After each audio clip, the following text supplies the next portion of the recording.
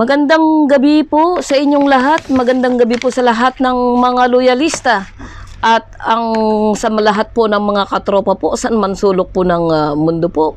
Magandang gabi po sa lahat-lahat at ganoon din po magandang gabi sa lahat po ng mga OFW saan man po sulok ng mundo. I-interviewin po natin ang isa pong OFW mula po sa Singapore at magtatanong po tayo kung ano po yung mga karanasan o ano yung mga naranasan po niya kay Norman Mangusin po. Ito po ay isa rin pong biktima ni Mr. Norman Antonio Mangusin po. Nung nakita po niya na nagsalita na po yung iba, kasi actually nasa akin na po yung mga yung mga other evidences po niya, yung mga pananakot sa kanya ni Norman Mangusin, nasa akin na po yung mga convo nila way back po nung ilang taon na po yung nakakaraan. So marami na pong biktimang naglalabasan, natural po na lumalabas na rin po yung mga other victims kasi nga po tinakot po sila ng gusto kasi ni Norman Mangusin. So akala lang po ninyo inaapi po namin ang inyong idol po, pero hindi po namin inaapi po ang inyong idol. Nagkataon lang po na itong idol po ninyo nagtago po ng matagal ng panahon mula sa batas. So akala po niya matatakasan po niya yung batas dahil nga po nagpalit siya ng pangalan. So interviewin po natin si Miss Shirley Puti po ng Singapore. Welcome po natin siya.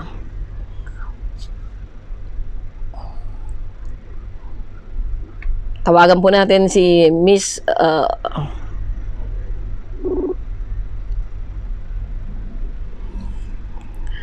yan na po. Hello? Hi, ma'am. Ma'am, video call po para makita po yung picture ninyo. Paka-accept po yung video call. Okay na. Uy, maganda pala si Miss Miss Shirley ng Singapore. Magandang gabi po, ma'am. Magandang gabi po. Ako po si Ayon Rock po. Nakikita po niyo yung isang po? Kasi po, ginamit ko po yung isang video. Nagre-record po tayo. Tapos ikaw, nakikita po ninyo? Okay? Siya po si ma'am, Shirley po, isa pong OFW po. Tama po, ma'am? OFW po ng Singapore o residente po kayo ng Singapore? OFW po. OFW po. Okay, welcome to my channel po, ma'am, ang Ayon Rock Jermis po. Ma'am, I'm watching you. Talaga po, ma'am, thank you po. Ma'am, napanood ko po kasi yung interview po. Napanood ko po yung interview po ni Dr. Kelly po sa inyo sa Real Talk That Matter. So parang sabi ko nga po, okay, gusto ko rin imbitahan si Miss Shirley para makapagsalita po rito sa aking YouTube channel po. So ma'am, meron po tayong mga certain na katanungan po rito. Hindi ko na nga po isinulat, hindi na po ako naghanda, pero as long as po na ma-remember ko po sa aking isip po. Actually, ito po direct to the point po kasi hindi na ko na po kailangan nagsulat. So ma'am, paano po nyo nakilala si FLM? Paano nyo nakilala at kailan? Year 2017.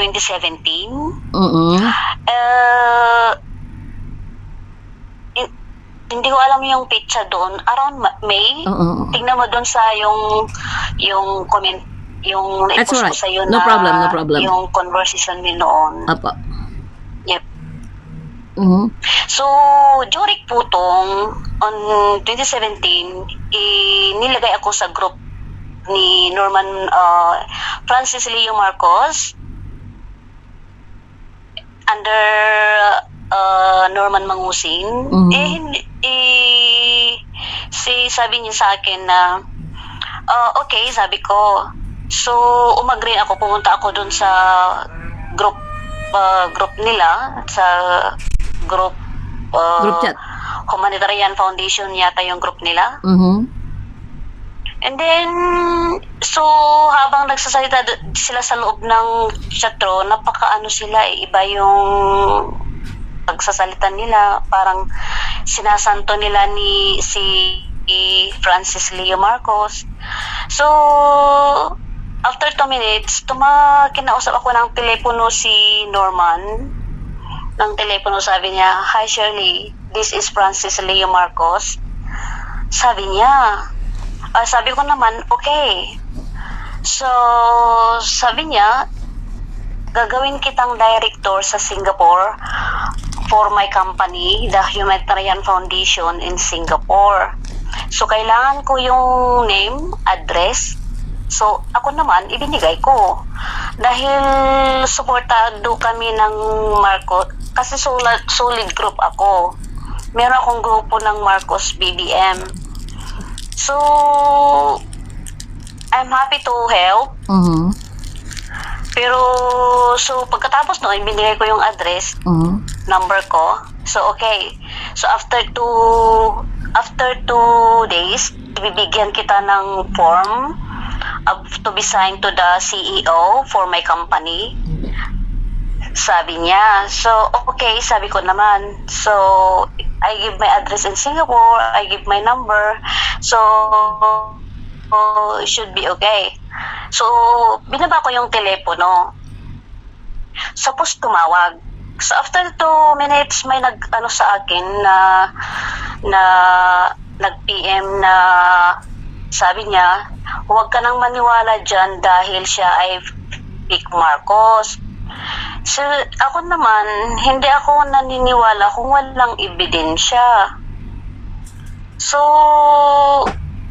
sinabi nila yung pangalan ng tao na tatawagan ko. So, tinawagan ko yung tao, binigay yung mga documents na siya pala Vic Marcos, tapos ang pangalan niya Norman Mangusin. So, tinawagan ko siya, sabi ko, "Hi, Sir Francis, I tell you something. Can I cancel I need to cancel your plan in Singapore dahil we are moving to another country," sabi ko, with my employer. So, sabi naman si Francis, okay. So, binaba ko yung telepono. So, akala ko okay lahat yan kasi wala naman kasi yung form na ibibigay to be signed para matanggap ko after 2 weeks. Sabi ko naman okay. So after that, ibinaba ko yung telepono. Tapos tumawag ulit. Tapos dyan na siya nag-start na sabi niya na ipapatipor daw ako, papatayin niya yung mga anak ko. Tapos sabi niya na gagawin niya yung ginawa niya kay Per Gardiner. Sino po? Ang gagawin niya sa akin. Sino po, ma'am? Si Per Gardiner. Pearl. Oh, yeah, sa Australia. Oh, sino po yun? Ah, okay. Sige po. Hindi. Okay. Oh, yeah. Isang niloko niya din nauna, tapos ako, tapos si Sharon, tapos ako. So yun ang nangyari. So hindi na tinatakot ako na ipapa-deport, ipapatay daw ako, ipapatay yung mga anak ko. Dahil sa takot ko, tinawagan ko yung uncle ko na Philippine Army. Tapos sinabi ko yung amo ko, huwag ka nang mag-alala, sabi ko, he cannot come here, sabi naman yung mga amo ko. Grabe ang galit ko sa kanya. So after that, kinuha yung picture ko, ginawang mimi, tapos sasabihin na tuwid na daan, dilawan ako. Sobra ang pananakot niya sa akin yan. Hanggang ngayon, andito pa rin yung takot ko pag nakikita ko siya sa FB. Ma'am, bakit niya ho kayo tinatakot? Bakit po? Dahil kinancel ko yung plano niya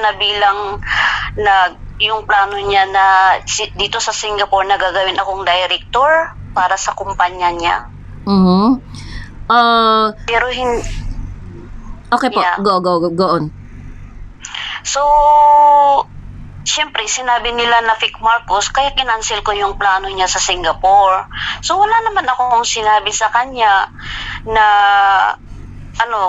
At saka yung form na isisend sa akin, hindi ko naman alam kung ano yung meron doon sa form. So, tignan ko yung mga form. Pagkatapos nung pinanakot niya, blinak ko na siya lahat ng conversation and screenshot ko bago ko i-blinak si Francis. So, nakita ko yung pala form na yon na isisend sana after 2 days. Yun pala na magbibigay ako ng magsusulisit ako sa Singapore.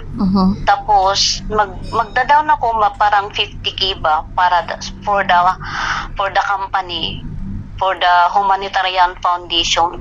50,000 peso po o Singapore dollar? 50,000K.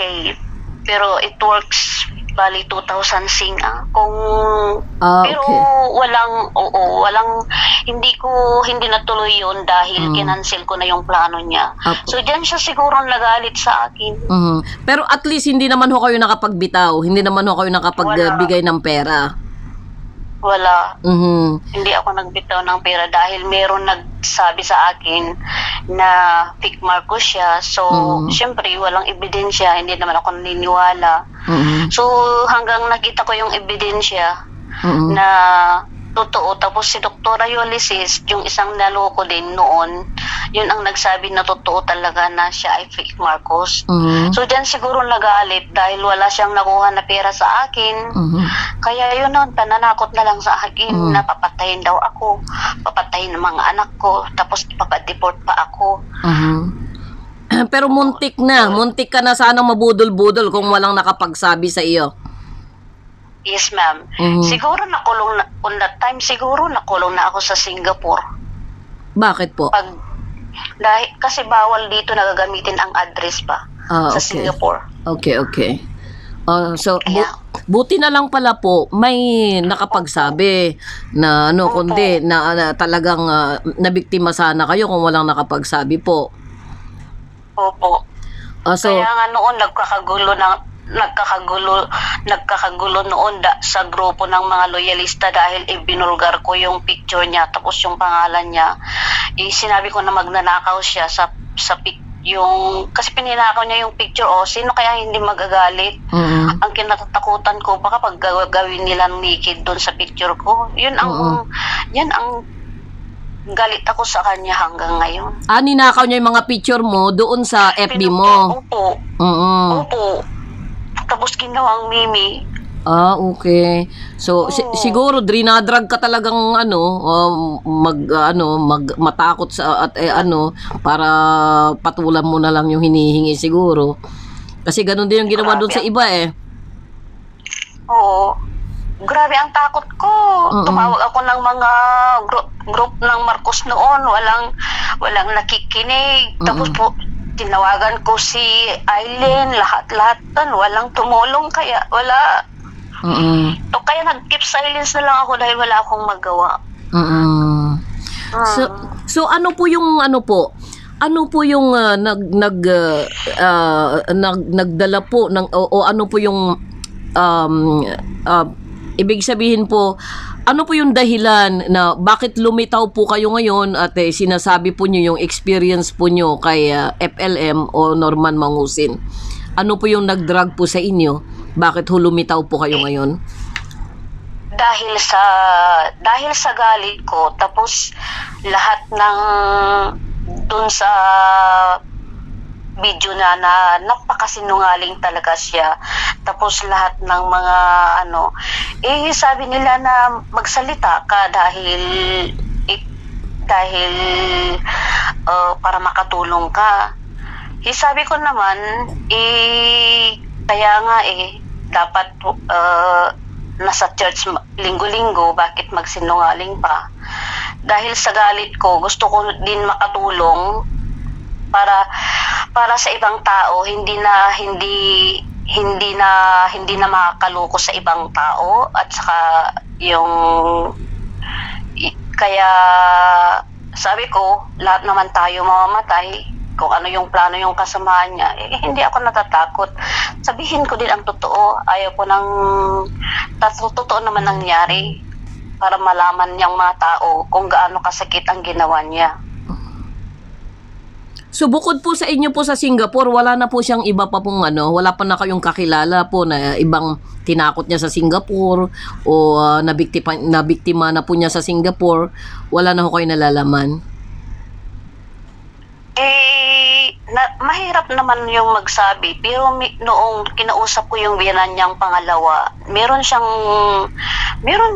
naloko na Singaporean na lalaki, pero hindi na ako nakikialam doon. Okay. So, oo. Yung ano, Marami din. yung magulang ni Eds. Oo. Okay. Okay, kasi marami nga naman silang alam eh. So anong maipapayo mo doon sa mga Normanian o doon sa mga patuloy na halos gawin siyang puon ng mga tao kasi ang ano nga niya, ang ano kasi ito nga kasi yung ano yung drama diyan eh. Lumabas siya nung panahon ng pandemic kung kailan tahimik ang lahat.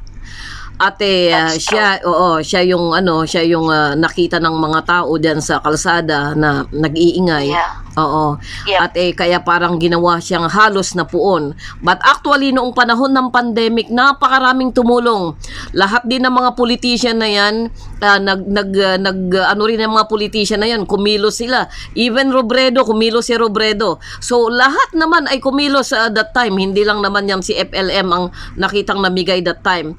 Kung bakit parang itong si FLM lang o Norman Mangusin ang nakakuha ng attention sa mga tao dahil siguro siya isang bagay ito yung naano ko na dahil kasi siya yung pinakamaingay, nagkukukuda kasi siya habang namimigay siya kaya nakuha niya yung attraction ng mga yung attention ng mga tao, nakuha niya mismo.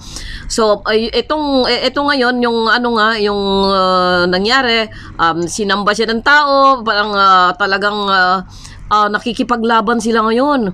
Yung mga Normanian ngayon, mapapansin mo doon sa mga comment nila, halos patayin ka na nga lang kung hindi ka nila isumpa. Parang gusto ko na nilang patayin. Sa salita pa lang, pinapatay ka na nila talaga. Ganong katindi. Kasi way back nung kainitan ng mga dilaw at saka pro-government. Grabe yung bangayan, pero hindi ganung katindi yung parang yung basher talagang isusumpa ka na lang talaga. So parang something wrong, parang antindi talaga ng ibinigay ni Norman Mangusin sa taong bayan, lalo na doon sa mga doon sa mga naniniwala sa kanya. Kasi halos pagka nagsalita sila, below the belt talaga. So parang lahat ng mga pananalita ni Mangusin, 'di ba nakita niyo naman natin na kapag merong sumisita kay Mangusin, parang lalo na kay Arnold Clavio noon, 'di ba? Kay Arnold Clavio, napanood mo yung kay Arnold Clavio? Opo. Di ba pag may sumita sa kanya, sa mga ginagawa niya, talagang nagsasalita siya ng karimari-marim. At hindi matanggap, parang ang hirap tanggapin na merong isang kung pilantropo kang totoo, magsasalita ka ng ganun sa kapwa mo. Magsasalita ka sinungaling. Proven naman. Napakasinungaling yan. Proven naman. Proven naman. Kasi yun nga yung pinaglalaban ng mga talinong warriors ngayon na sana maliliwanagan din itong mga ibang tao ngayon na naniniwala sa kanya, kaso nga lang itong mga vlogger ni Mangusin lalong lalong inaayunan, lalong binabalik ko yung katotohanan, yung kasi parang minimislead nila yung mga tao kung tutuusin. Ang dami namang saksi na, ang dami ng ebidensya, pati yung NBI parang gusto nilang gawing sinungaling. Kaya ang sabi ko nga dito sa mga naniniwala, dito na lang sa nasasakupan ko dito sa Hong Kong, kasi ang daming galit sa akin dito sa Hong Kong. Kasi ang daming Normanian dito sa Hong Kong. Ang daming FLM dito sa Hong Kong. Minsan nga may mga nagko-comment nga dito sa sa vlog ko, pero iba kilala ko maski magtago sila sa pangalan, kilala ko mga yan. May mga maski yung mga malalapit na ng kaibigan na naging FLM, sumama talagang mga ugali. Kasi sabing ganun. Oo, kasi minsan sabi nga ng mga ibang basher, hanapin natin si Ayon Rock, babatuhin natin ng sardinas. at ipapadeport natin at sabihin natin doon sa boss niya Ay, para huwag kang matakot. hindi. Sis, Harapin mo siya. Diyos lang ang kinatatakutan ko. Sino man. Diyos lang ang kinatatakutan ko. As long as Correct. na wala akong nilalabag, wala akong kinatatakutan. Yeah. Ako'y sanay na sanay sa ganyang pag nasa katwiran po ako, wala po akong inuurungan po. Tanging ang Diyos lamang ang talagang kinatatakutan ko. As long as na wala akong nilalabag.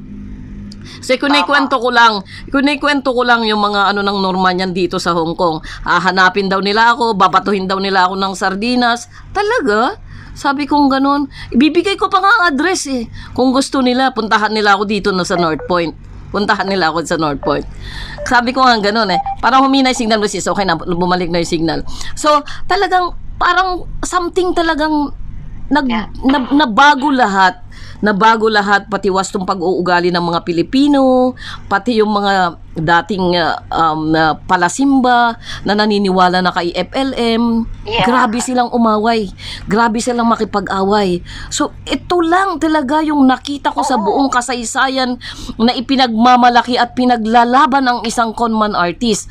Kasi kayo mga normal yan, Ang masamang ugali nila. yeah. Eto, sasabihin ko sa inyo mga normal yan. Nakita ninyo yung karanasan po ni Miss Shirley. Tinakot siya at gusto siyang ipa-deport at pinagsabihan ng kung ano-anong mga salita. Biruin nyo kung walang nakapagsabi kay Miss Shirley na ito ay Peking Marcos at siya ay ang tunay na pangalan niya ay Norman Antonio Mangusin, ay mapapariwara ang 50,000 niya. Ang laki po ng 50,000 peso po sa isang OFWs po. Apo, sa isang OFWs po na katulad namin, ang laki-laki pong mawawala sa amin ng 50,000 peso. Akala ninyo ganun-ganun lang. Siguro yung 50,000 peso, barya lang po doon sa mga mayayaman. Pero sa mga katulad naming OFWs po, malaking halaga na po yung 50,000. Talaga pong dugot pawis na po yung bubunuin mo dyan para po makita mo yung 50,000 peso po na yan. So kung salamat na lang sa Lord at mayroong nakapagsabi kay Miss Shirley at naitama po siya. Right, Miss Shirley? Yes. Okay. Tama. Apo. So anong mensahe mo, Miss Shirley, sa mga naniniwala pa rin hanggang ngayon kay Norman as pilantropo? Kasi pinapaniwalaan nila na ito ay parang isang hero sa kanila eh. Hindi nga sila nakatanggap kung tutuusin eh. Okay. Lahat ng alipores ni Norman Mangusin, lahat nga nagsusupport sa kanya. Alam ko na hindi niyo naranasan kung ano ang naranasan ko, ang kagagawa ni Norman Mangusin. Siya ay magaling magsalita para makuha niya yung gusto niyang makuha. Magaling magsalita, magaling mag-promise. Pero yung ginawa niya sa akin, maniwala kayo sa akin o hindi. Ang totoo talaga, ang amo niyo na si Norman ay sinungaling. Kung ano yung promise niya sa'yo, na ibibigyan kayo ng milyon, hindi. Parang sinusuportahan niyo siya, ang kalukuhan niya eh. Kaya kahit gaano, ang Panginoon, sabi ko, ang Panginoon, hindi niya pinababayaan ang mga taong nagsasabi ng totoo. Pero kayo kasi hindi kayo natatakot dahil wala kayong Panginoon sa inyo. Kaya ito lang ang masasabi ko sa inyo na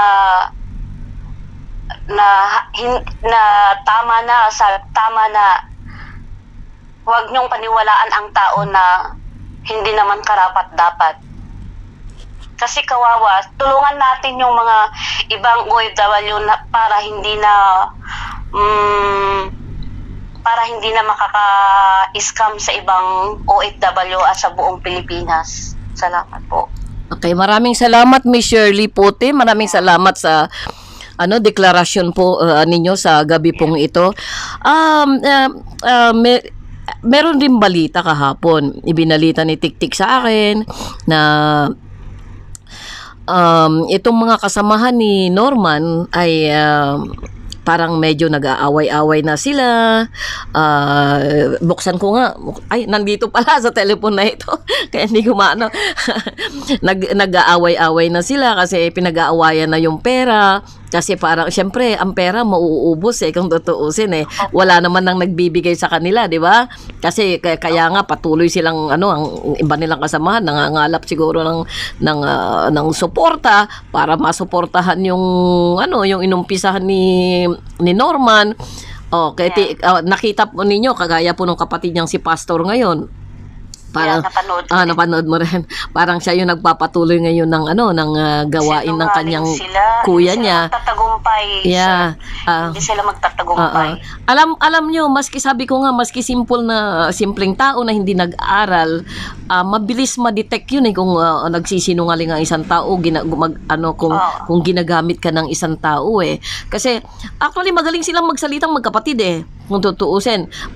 Halimbawa mo na lang dito kay Pastor na kapatid niya na nung una pinagkatanggi-tanggit niya na FLM and I are not related to each other. Pero ngayon, hello mga ka-FLM.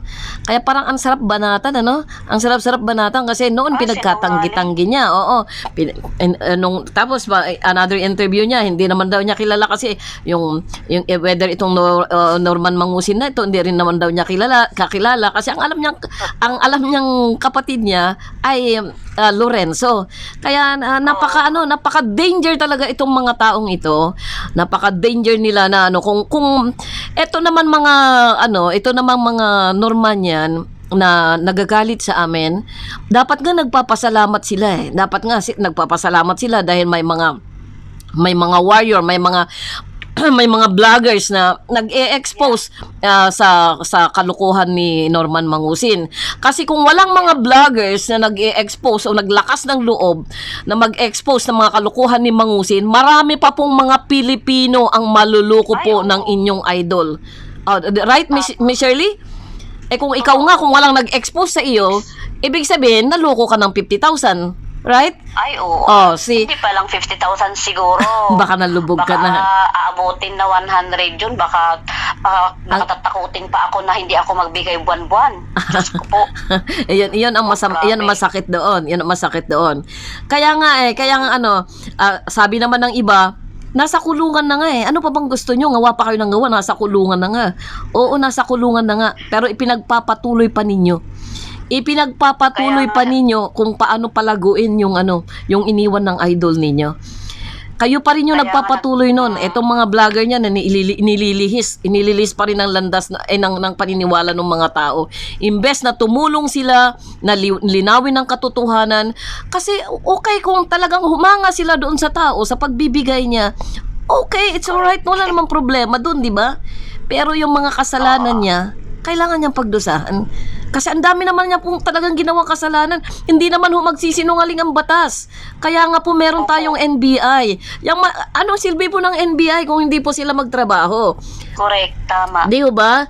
Kasi ang mga vlogger ni Mangusin, inaano nila na may may sabuatan dito, yung NBI ay fair daw, yung NBI daw ay namimigay ng araw yung tao, but siya pa daw ay hinuhuli. Iyon lang kasi ang alam ninyo, namimigay siya. Pero hindi, mga kapatid, hindi po iyon. Matagal nang nagtatago sa batas itong si Mangusin. Di ba? Last time sabi ko nga po sa inyo, 3 passport po yung nasa akin po na ipinorward po ng aking kaibigan mula po doon sa POEA. So meron po siyang 3 passport. So tama po yun, 3 passport na nahalukay po ng NBI. So kung hindi sa pag-change pa lang ng identity, ay talagang meron na po diyan nakapaloob na panluloko. Di ho ba, Miss Shirley? Right? Yeah, that's right. Siguro kung may mga chance kasi yung mga tao, halimbawa nagpunta ng Taiwan tapos naka 5 taon hindi na yata pwedeng bumalik doon, nagche-change sila ng passport. Pero wala naman silang kaso. Wala naman silang kaso sa batas. Yung kasi si kay Norman kasi, halimbawa, yung gamit niya ngayon Norman, nagkakaso doon siya kay San Norman. Papalitan niya uli ng other passport, nagkakaso uli doon siya sa other passport, kaya pinalitan uli ng Francis Leo Marcos. Hindi naman siya okay naman yung ginawa niyang Francis Leo Marcos, hindi naman po siya nabigo doon kasi mas marami po siyang na-scam noong anong Francis Leo Marcos. Kaya muntik ka na Miss Shirley. Dahil nga doon sa siyempre Marcos Oo, talaga kasi suportado kami ng Marcos. Ayun. Akala ko, tutulong naman ako kung talaga siya ay Marcos. Pero sabi ko sa kanya, tutulong ako. Pero yung sinabi nila na fake Marcos siya, kung siya ay hindi fake Marcos, dapat hindi niya ako tatakutin.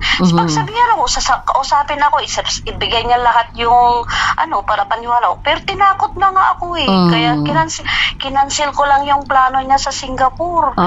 Tinatakot na papatayin, ipapa-deport. Pero on the time, takot ako talaga. Hindi lang ikaw yung tinakot. Marami pa pong tinakot.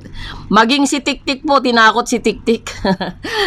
Pero ngayon, hindi na ako natatakot dahil alam ko na kung anong pagkatao niyan, nananakot pala yan. Pero hindi niya kayang, dahil merong pinapagtanggol niya na lawyer niya na mayaman. I don't care. Sino daw ang lawyer niyang mayaman? Basta meron daw, sabi niya, ang lawyer niya daw si attorney, attorney, basta andyan yata yun sa post ko. Attorney Recto, hindi attorney, basta yun ang attorney nila. So marami siyang mga binibigkas ng mga malalaking tao. Tapos naniniwala daw ako. Wala naman akong sinabi na siyempre yung mga taong nagsabi sa akin, di alangan siyempre paniwalaan ko sila. Bakit kung hindi totoo, bakit tapos nalaman ko pa si Vera, linoko si Vera. Ang daming niloko bago ako. Alam naman hindi ako maniniwala, di ba? May na-interview nga ako pero ayaw pa niyang magpalabas sa ngayon. Naloko siya ng 52 million. Ayaw niyang yung mukha niya ngayon kasi tinakot din ang kanyang mga anak. So siguro inire-ready muna niya yung damdamin niya o yung kanyang kalooban bago siya bago personal na baka pag one day sabihin niya, ayun Rock, pwede na ako. So titingnan natin kasi nasa kulungan naman na si Norman. Okay naman na sana kasi okay naman na kasi nasa bikutan na si Norman tuldukan na nga sana natin to kung tutuusin kasi nasa na siya, nasa bikutan na. Ay ang problema, paano natin tutuldukan ang isang bagay kung ang mga alipin niya ay nananatili na nagpapakalat ng maling balita at patuloy na inililihis ang mga tao. Yun ang at patuloy na ipinagpapatuloy nila yung sinimulan ni Norman. So ang kasi nila dito, sila magpapaawa effect, magbablog sila, para makakuha na naman ng donasyon sa mga tao. Yun kasi yung diyan ito yung kasi yung modus nila. Kasi ito kasi po yung istorya, ito kasi yung istorya. Yep. Dahil isa pong malaki pong ito po reliable source po ito at malaking kagrupo. Ito po isa pong leader po ng loyalista at nakasama din po niya ito at ito po talagang nag-imbestiga po ang mga ito bago po nagbigay po ng pahayag. Talaga pong noong nagkakaso siya sa kanyang tunay na pangalan, dahil ang kaso niya doon sa Norman Mangusin mostly kasi mga mga human trafficking. Yun pa yung inaano ko dito sa mga nagtatanggol sa kanya. Kayo kaya anak niyo kaya yung ma-rape? Kamag-anak niyo kaya yung mabenta, yung ibinenta niya? Ano kung kayo yung kamag-anak o nang ibinenta ni Norman, yung mga batang iyon, yung mga menor de edad na yon, na ibinenta niya at ginawa silang mga bayaran, ginawa silang mga pokpok. Ano ang mga nararamdaman ninyo? Masaya pa rin ba kayo? pagpapatuloy ba rin ninyo na maging puon si Norman o magpapakaloko pa rin kayo na na follower ni Norman Mangusin after na malaman ninyo na siya ay nag-lead ng human trafficking, siya yung talaga siya ng mga kababaihan. Okay lang ba sa inyo yun? Okay lang ba sa inyo yun na merong na-rape, merong mga ibinenta, tapos maraming mga niloko, may maraming nasaktan para lamang magkapera siya at iyon yung kinuhaan ng tulong ng bayan. Bago sasabihin ninyo, kuda kami ng kuda at wala kaming naitulong sa bayan, excuse me po. Kung gusto po nyong kalkalin po ng mga naitulong po ng bawat nagtatanggol o nagbibigay ng nagbibigay ng katwiran o itinatama ng katotohanan, ay siguro mapapahiya kayo. Alangan naman po na hindi naman kami Norman Mangusin para magkukuda kami na, hey, ito yung mga naitulong namin, ito yung nagawa namin, ito yung di ba? Tama. Di ba kung sis, ikaw ba sis, kung tutulong ka, kailangan bang ipangalandakan mo, talagang ano mo sa madla na, ito ako, ito yung tinutulong ko. Ikaw ba, magiging ganun nga ba kung sakali man? Hindi. Kaya nga sinabi ko yung tauhan ni Alipores meron akong kanainkwentro yan kasi noong una siyang yung video doon dito sa social media, hindi ako kumikibo dahil ang kinatatakutan ko yung picture ko. Baka kukunin yung picture ko, gagawin kung anong gagawin nila. Dahil yun ang kinatatakutan ko, yung picture ko ang kukunin Kahit makipagbangayan ko sa kanila. Pero yun, kaya hindi ako pero sabi ko yung Alpores niya, sabi ko, hindi nyo kasi naranasan kung gaano yung maluko, papatayin kita. Kasi hindi nyo naranasan ako, naranasan ko kung gaano kademonyo ang si Norman, sabi ko. Napakasinungaling, sabi ko. Ikaw kaya ang papatayin na sasabihin. Tapos, ano kayang ang feeling mo? Tapos yung anak mo gagawin mo, tatakutin na papatayin. Anong feeling mo, sabi ko? Sabi niya, hindi sila nakakibot. Tapos, bakit ang tagal ko daw na hindi ako paano kung mainit ang araw, bakit lalantad ako o ano? At saka, ang daming taong ninakawan ng milyon-milyon, bakit hindi sila magdemanda? Sabi ko. Pero, it's supposed to be na pupuntaan ng 2017 dahil kukuha ako ng lawyer, sabi nila. Pero wala akong oras na umuwi nung 2017 dahil nag-renew ako ng kontrata. Kaya hindi ako umuwi. Kaya sinabi ko na lang na keep silence na lang ako ng 2 weeks. Tapos lumabas na naman dyan sa social media. Kaya sabi ko, dapat lumabas na lang lahat ng mga niloko niya para sabihin kahit mayaman sila. Sabi ko, ang Panginoon hindi natutulog. Sabi ko, ang katotohanan dapat. Sino daw mayaman? Lalabas. Sino daw mayaman, sis? Mayaman daw yung tumutulong kay Norman. Sabi ko, I don't care. Okay. Sabi ko, kahit mayaman sila, sabi ko, at tayo ako, sasabihin ko yung totoo. Kaya nag-post ko na ako nung una, tapos maraming galit. I don't care. Na ako natatakot. Apo. So, maraming salamat, Miss Shirley. At dyan din ba sa Singapore? Kumusta kayo dyan sa Singapore? Marami rin bang dyan? Kumakalinga sa kanya? Marami rin bang followers si Norman dyan? Wala naman. Dalawa lang yung kaibigan ko na, ang bait-bait daw siya, tumutulong. Sinabi ko sa PM ko, sabi ko, I know tumutulong siya, pero saan galing yung pera na ibinibigay niya sa mga tao? Right. Na milyones. Right. Kung kinuhanan ako ng 50, akong victim niya. Kung kinuha niya yung 50K ko, binigyan kaya ng mga humanitarian foundation, binigyan kaya ang mga anak ko? Binigyan ba kaya ang mga tao sa grupo ang may kailangan? Wala siya lang naman Iyon nga yung gumagastos. Iyon nga yung style niya magano ng foundation, kukuha ng milyon-milyon, kaya ang daming mga sumasakay kasi nga Marcos yung pinapakilala, Marcos. Sa lagay mo ba at dito sa mga audience ngayon, sa lagay ba ninyo kapag gumamit siya ng mangusin sa pagpa-foundation niya, dyan sa foundation niya, may magano ba sa kanya? May maglalagay ba sa foundation niya kung sakaling mangusin ang gamitin niya? 'Di ba? Malabo. Oo. Malabo. Kung siya ay totoong totoo. Sana, yes, sana. Oo. Pwede siya kung ay nagpakatotoo. Norman Mangusin ang gagamitin. Mhm. Tapos hindi naman mag-i-scam. Tapos yung style niya na ganyan, marami sigurong tutulong. Totoo Mas yan. maganda. Totoo yan.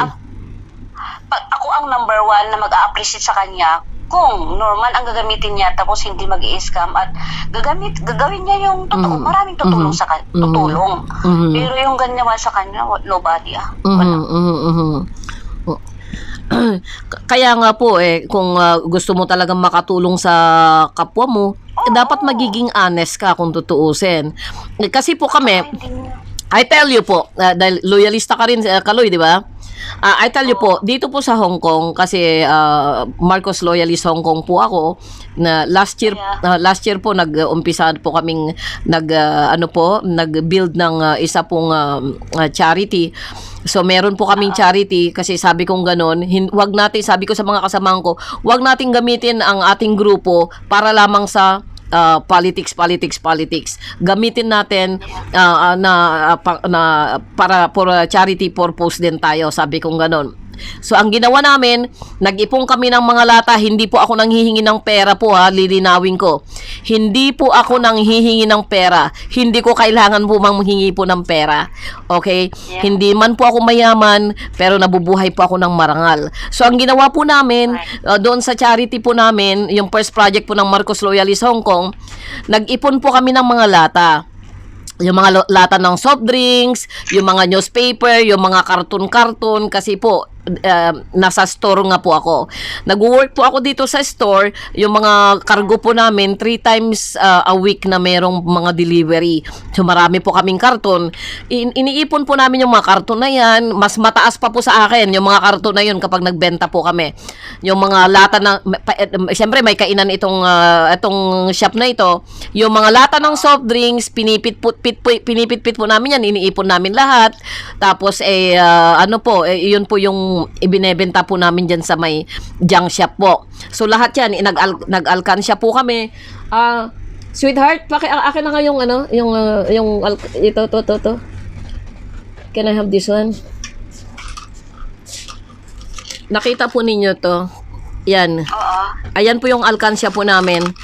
Lahat po ng nabebenta po namin mula sa mga lata ng soft drinks, sa mga karton, at sa ginagawa ng aking sweetheart si Kim. Gumagawa kasi siya ng yung mga second hand na maleta, nire-repair niya yan. Halimbawa, wala ng gulong, bumibili siya ng bagong gulong ng maleta, tapos bumibili siya, kung halimbawa sira naman yung zipper ng mga second hand na maleta, kasi laging maraming umuwi pag dito sa Hong Kong, maraming OFW na lagi umuwi. Yung mga iikot ko lang sa yun, ayan, yung mga nakikita mo yung mga anong yan, sorry, yung mga maletang yan, ayan, mga maletang yun, yan, lahat yan, lahat yan second hand na yan. Kung ano yung sira niya, pinapalitan ni Kim yan ng kung ano yung sira niya, yun ang tunay na bago, yung kung ano yung ipapalit niya. Actually, nung pumunta si Attorney Larry Gadon dito sa aming shop, nakakuha pa siya ng isa kasi nagpunta sila rito, medyo naparami yung binili nilang mag-anak. Bago sila nagpunta ng Macau, nakabili sila ng isa. So, diyan nagmumula Kaloy yung ano namin, yung ginagamit namin sa charity. So, yung mga tubo niyan, inalalagay namin sa alkansya, tapos, halimbawa niyan, kagaya ng bumaha ng Cagayan. So, nagbiyahe ako. Yan yung nagamit namin yung mga tinubo niyan, yung mga naipon namin. So, nadala sa Cagayan, nung bumaha ng Santa Ana, Cagayan. Tapos, nung naglindol ng Mindanao, pinadala namin doon sa Mindanao, sa Kidapawan. Noong volcano eruption, may nagamit ulit kami Ate, yun ang pinadala namin sa Taal Volcano. Tapos noong ano po, nung ano naman, last year naman, umakyat kami sa bundok po ng Apayao. So patutunayan yan ng mayor po ng Apayao mismo. Namigay po kami dyan sa Apayao ng 500 na bata dyan sa Apayao. So ilang school yun yung nabigyan namin na mga bata, nabigay po kami ng mga school supplies. Pero hindi na ho natin kailangang ano rito. Yun po yung sarili naming project mula sa aming mga puso. Nagmula po yun sa aming pong pinagpaguran. Hindi po kami ng scam ng tao. Hindi natin po kailangan mang-scam po ng tao para lamang po meron tayong magagamit po sa isang charity. Iyon lang po ang ilalagay po natin sa ating sarili. Kung gusto po nating totoong makatulong, tumulong po tayo mula po sa ating puso.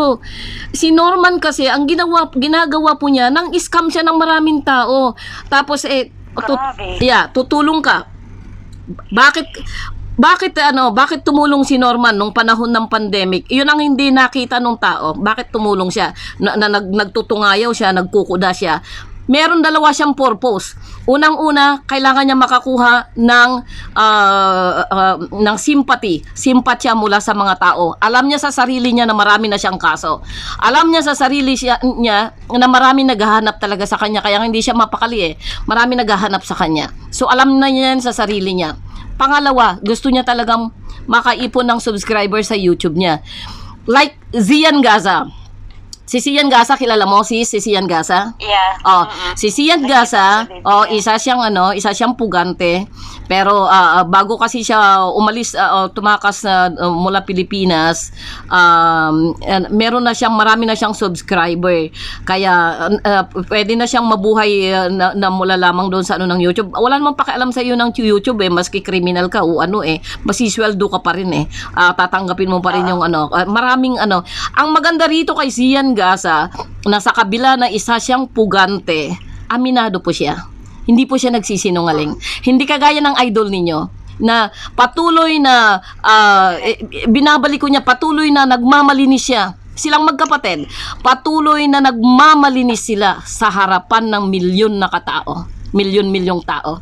Yun yung ginagawa nila ngayon. Patuloy pero kung titignan natin po yung mga nabiktima po nila, at isa na si Miss Shirley rito, na nung hindi pumayag si Miss Shirley at tinakot po siya, mail siya at tinakot na papatay yung kanyang mga anak. Sinong hindi matatakot ngayon? Sa sarili mo okay lang, pero kung idama yung mga anak mo, nakakatakot, di ho ba? Ay, nakakatakot. Parang totoo ba? Yeah. Totoo. Pero hindi naman pala natatawa ka, nagagalit sa kanya, no? Mm-hmm. Alam mo, pag magsalita yan, pero pag kinonfront mo siya, takot na takot. Takot. So ito nga, harapin mo, tignan mo. Takot. Ito nga, Miss Shirley ito, Yes. yun nga muntik na niyang mabudol din ng mga Marcoses kasi ginamit niya ang pagiging ang Marcos, kasi siyempre mas mabilis sa mag-scam sa tao kapag hey Marcos, siyempre Marcos, siyempre meron din naman siyang papakitang katibayan dahil meron na nga siyang passport. Dahil nung nagpalit po siya ng kanya pong passport, nagbayad ng 360,000 doon sa judge. Meron na po siya, nagkaroon na po siya ng passport. Pero ang balita po ng NBI po, wala pong nakaregistered talaga na Francis Leo Marcos. Wala po. Norman Mangusin lang po nakaregistered. Yun ang sinabi yung best friend niya sa akin. Sinabi niya lahat ng totoo. Kaya lahat ng mga dun sa social media, hindi na ako naniniwala. Kahit 10 beses sila sasabihin, hindi ako naniniwala. Kahit sasabihin niya, bigyan ako ng pera para maniwala lang ako sa kanya, hindi na. Wala na akong paniwalaan. Lahat sila dyan. Ignore na lang yung kanilangan. Ang nga po itong mga ibang vlogger niya, kung ano na lang kinakaso daw sa kanya, pati daw yung human trafficking na yan. Siya naman daw Francis Leo Marcos, pinagpipilitan daw namin na Norman Mangusin siya. Sabi kong ganun, hindi naman nagsisinungaling ang ebidensya. Kasi sa thumb mark pa lang, sa fingerprint pa lang, makikita na kung sino ka. Inag-iisa lang po kasi ang fingerprint po ng isang tao po. Yeah. So whether magpalit ka ng Passport. lahat ng identity, yung fingerprints, iisa lang po yung ano ng fingerprints po natin. Tatandaan po natin yan. Kaya hindi po natin pwede pong linlangin ang batas.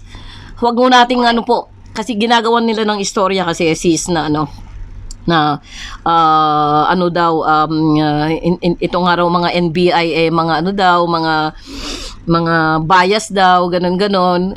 Ang lakas nga nung loob na nila na magsabing bias yung NBI eh. Kaya nga ay sabi ko tumigil-tigil na nga sila at gusto pa nilang maging sinungaling ang batas. Andyan na nga yung fingerprint niya. Napatunayan pa kayo ng NBI na wala ho talagang nakaregister po sa National Statistic po na Francis Leo Marcos kundi Norman Antonio Mangusin lamang po. So sana po Yun yung buksan nyo na yung mga isip-isip ninyo. Opo, ito po yung isang inaano ng mga loyalista. Total, loyalista ka. Ang reklamo ng mga loyalista, hey, Iron Rock, dapat nga maggalak ka kasi si Francis Leo Marcos tumutulong, Marcos ka rin pala, ano ka rin pala ng Marcos, ganun. Ba't ako magagalak? Hindi naman siya totoong Marcos. At saka isa pa, ginamit niya ng gusto ang pangalan ng Marcos sa mga kalukuhan niya. Sinungaling talaga siya. Kaya nga naniwala sina Ma'am Epa, sina Sharon, naniwala silang Marcos, di ba? Ako, after Sharon, si F ang sumunod. Ang pangalan niya ay yung sa Philippine News. Doon yung mga ano namin, yung mga conversation namin. Sabi nila sa akin, pangit mo, ganito ganyan, sabi si Norman. Pero wala akong pakialam. At least, ang pinapagdasal ko sa kanya na kung hindi makukulong noong 2017, hindi natutulog ang Panginoon, may araw ka din, Norman. Sabi ko, pinapagpag ko dyan, sana makulong na siya. Iyon, that's it. Kasi po, meron talagang oras po para sa lahat. Kaya kaya naman hindi lahat ng bagay sa kanya si Norman. Yes, tama po yan. After COVID, uuwi ako talaga. Gusto dalawin mo? Gusto dalawin? Dalawin mo? Ay, oo, sabi mag-ano kami ni si Sharon. Dadalawin daw ni Sharon eh. Oo, sabi ko yung galit ko sa kanya talaga hanggang ngayon. Yung picture ko lang number 1. Kaya nga sa galit ko yung sasabihin niya na sinungaling na siya ay Francis kung ano yung sinasabi. Kaya nga lahat ng pages na i-block ko dahil ayaw ko yung maikwentro ko ulit dahil yung picture ko Kaya dahil sa kasinungalingan niya na hindi nagsabi ng totoo, sinabi ko na yung kasi lahat ng mga tauhan niya. Meron ding nagko-comment na sabi nila sa ginagawa daw natin, sabi nga, Iron Rock, sa ginagawa mong yan na parang inaano mo si Francis, ginagawan mo ng ano si Francis, babagsak yung yung boto ni BBM sa susunod na election, sabing ganon. Sa palagay mo ba? May karapatan sila na mag-ano sa ganon o yung analisa nila makatotohanan? Yeah. Sabi ko nga para sa akin, kung totoong loyalista ka, ano man ang mangyari, hindi ka bibitaw, hindi ka lilipat doon sa impostor na yan. At talagang sa Marcos ka lang. Kaya ka lang bumibitaw at nakikiano dyan sa impostor na yan, kasi mababaw ka lang. Siguro dilawang ka, whatever. Hindi ko na alam kung ano itawag tawag ko sa iyo. Sabi ko nga So, ganun na lang. Miss Shirley, maraming salamat sa pag-unlock. Salamat ng marami. So, let us pray na yung mga iba pang biktima lumantad sila para naman sa ganun makapagbigay sila ng statement at para mapatunayan talaga natin na si Norman ay talaga pong may mga talagang nagawa pong labag sa batas. Kasi inaakala lang ng mga tao dahil galit kami kay Norman at dinidiin namin siya. Sabi pa nga ng mga iba, sabi nga noon, bayaran ka kasi bayaran. Sino nagbabayad sa amin? Sino magbabayad sa amin? Wala akong magbabayad sa amin. Hindi ho kami binabayaran ng NBI dito. Excuse me. may mga pera rin po kami maski papaano, naghahanap buhay po kami kaya hindi po kami mga bayaran. Okay? Si Mike si Boss Mike, mayaman 'yan. Mayaman 'yan si Boss Mike. Huwag niyo sabihin ng bayaran ng mga vlogger dito, ang mga kasi kami po itinatama lang po namin. Nasa tama lang po kami at pinaglalaban po namin yung tama. Si Boss Mike, talagang ano yan, mayaman talaga yan. Proven na mayaman si Boss Mike. Boss Mike, ingat ka ha. Binubulgar ko na. Mayaman talaga yan si Boss Mike. Si Tatay Mejorada naman, iyan po ay retired na po yan, journalist yan. Kaya hindi rin po yan binabayaran. Kaya actually, nga siya, talagang tumatayo po siya sa prinsipyo. Maski siya po ay may, 'di ba? Maski may edad na siya, hindi po 'yan tumitigil po sa paghalungkat po ng katotohanan at siya nagbe-base po sa ebidensya to ebidensya. At lalo rin namang hindi bayaran yan si Coach Jarrett. At si Coach Jarrett may rin yan, isang disenteng tao yan. Kung si naman, si Inday Marie, abay may kaya si Inday Marie. At may mga truck yan. May mga truck yan na panghanap buhay. Yang YouTube na yan, lang naman ang kikitain ng YouTube na yan. Sabi ko nga, kung talagang gusto kong kumita sa YouTube, dapat si Norman Mangusin ang kinampihan ko. Kasi kita mo, lahat ng kumampi kay Norman Mangusin, tumaas ng gusto yung mga subscriber nila eh. At saka kumikita talaga sila, kung tutuusin. Ay hindi, kami hindi. Oo. Kasi, noon, alam mo ang tinarget ni Norman? Tinarget niya ang grupo ng loyalist nagkakagulo-gulo noon, 2017. So after that, nanahimik siya, nagtago. Nung nakuha na ng PF ang pera, si Sharon, nagtago na siya, hindi nagpakita ng sa Pilipinas. Ngayon, pandemic, international, tinarget na ang international, kundi nagpapapansin para may pansin. Walang tao yan, pero nagpapansin. Tignan mo, nagpakita ng para may tao siya, may pera siya. Nagastos niya yung pera niya, kaya nagkaganyan na naman eh. Nagastos na niya. Totoo naman. Nagastos niya yung pera niya, kaya lalabas na yung pandemic, wala na siyang pera. Kaya lalabas niya. Kasi pag hindi niya ginawa yun, anong pera niya? Wala. Kaya nga eh. yun nga yung sabi nga po ng karamihan nang nakakakilala po sa kanya kasi malakas nga raw siya magsugal. Sa casino, sabi yung best friend niya. Oo. Mo, sabi nga nung isa, kaibigan mismo ni Norman to, na sinabi nga niyang 10 million a night, kaya niyang ipatalo lahat yan. 10 million a night lang. A night lang yun. So, saan mo kukunin kamay yan kung tutuusin? Kailangan mo talagang mang-scam ng todo-todo. Kaya nga nagkahiwalay sila ni Christina dahil na rin sa pagiging sugarol niya eh. So Miss Sharon, marami pong salamat. Maraming salamat. Okay. Kung sakali man na na kailangan ka namin uli sa susunod na i-text ka na lang namin. Maraming salamat sa pagpapa-unlock. Mag-ingat ka po diyan sa Singapore. Mag-ingat ka sa Singapore. Salamat po. Salamat. Okay, bye-bye. Okay, good night. Good night. God bless po. Okay po. Napakinggan po natin si Miss Shirley po. Sharon tuloy. Nabigas ko si Sharon tuloy. Si Miss Shirley Puti po. Napakinggan po natin yung kanya pong testimony na muntik na po siyang mabudol-budol po ni Norman. Mabuti na lang po. May nagmalasakit po sa kanya kasi isa po siyang OFW. 50,000 man po yung initial na mawawala sa kanya. Sigurado na masusundan po ulit yun kung sakali po siya na nagpakatanga po siya kay Norman. Pero mabuti na lang po at iniligtas siya ng Panginoon at meron pong isa pong good Samaritan po na nakapagsabi po sa kanya na siya po ay Peking Marcos at siya ay ang tunay niyang pangalan ay si Norman Mangusin po. Bago po tayo magwawakas po, tapos ko na po yung rap song po masyadong mahaba po siya. Wala pa pong nota. Kasi naghahanap po ako ng magaling pong kumanta para maglagay po siya ng nota. So, meron po akong gustong babatiin po rito. meron po tayong isa-shout out po rito na ating pong mga, ano po, yung ating pong mga followers po. Magandang gabi po at shout out po kay Madam Corazon de Jesus sa Canada po yan. Magandang gabi sa iyo, ma'am. God bless po.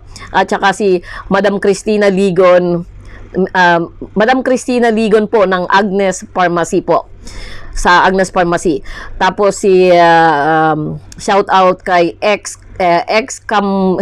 ex-Karmabit. Grabe yung pangalan, ex-Karmabit. At saka si Sir Jim Beam, magandang gabi po. ID Jacqueline, magandang gabi, madam. Iris, nasa Hong Kong ka pala. Shout out sa iyo, sis. Magkita po tayo. Bibigay ko sa iyo po yung add mo ako doon sa aking messenger. Magkita tayo dito sa Hong Kong. Si Leila Alvarez, magandang gabi po. Blue, nako, yung aking best friend na nag-usap. Ano ba naman tong sulat nito? Blue Day Channel, magandang gabi po. Tsaka si Maureen De Silva, shout out po Maureen De Silva. And Sir Boyet Rivera, magandang gabi Sir Boyet Rivera. Madam Norma Borja, magandang gabi po. And Shirley's Vlog, nag-subscribe na ako sa iyo, sis. Magandang gabi po. At saka si Sir Oscar Kilo, magandang gabi po. Si Leila Alvarez pala nasa Oman.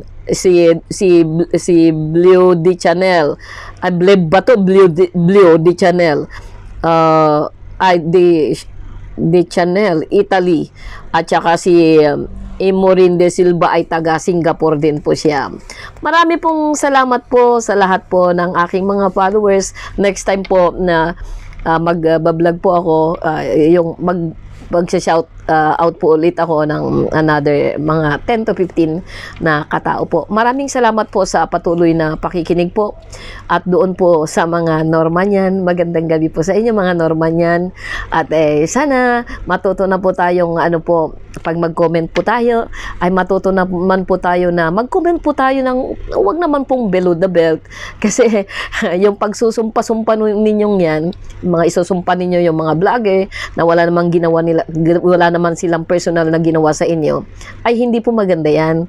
Kayo, mahirap po yan kasi baka bumalik po sa inyo yung mga sinasabi po ninyo. Kasi higit po sa lahat, hindi po ako nagsisinungaling dito, hindi po ako gumagawa po ng ng sarili ko pong istorya rito.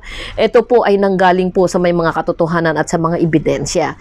Kaya sana po matuto po tayo mag-comment po ng meron pong respeto tayo sa ating sarili. Ang hirap po na magko-comment po tayo, wala tayong karespeto sa ating sarili. Time will come po, yung mga sinasabi po natin sa ating kapwa, aanihin po natin yan. Meron pong Diyos, hindi po natutulog ang Diyos. May Diyos po. At siya po ang tunay na nakakaalam po ng lahat, at siya po yung pwede pong siya po yung pwede pong magbigay kung anong sukat po na ginamit mo. Siyang sukat din po na ibibigay sa inyo, sa atin po ng Diyos po. So marami pong salamat po. Inuulit ko po, hindi ko po sinisiraan dito si Norman. Nagbe-base po tayo sa tama pong ebidensya, sa mga ebidensya po na nakakala po natin sa mga biktima po. So nagbe-base po tayo niyan. So sana po iwas-iwasan na po natin yung pag nagalit po kayo o nag-comment po kayo ay wag na pong below the belt. Kasi kawawa naman po kayo. Sa inyo kasi po bumabalik yan hindi po sa akin. Kasi love na love po ako ng Lord, kasi love ko po ang Panginoon. Hindi po ako hindi po ako nag-i-scam po ng kapwa ko. Hindi po ako nang aapi po ng kapwa ko. Kaya wala ho akong dapat pong ikakatakot po diyan sa mga sinasabi po ninyo, ha. Marami pong salamat sa lahat-lahat po. Magandang gabi po. Ako po ulit si Iron Rock, ang boses po ng mga loyalista dito lamang po sa Hong Kong.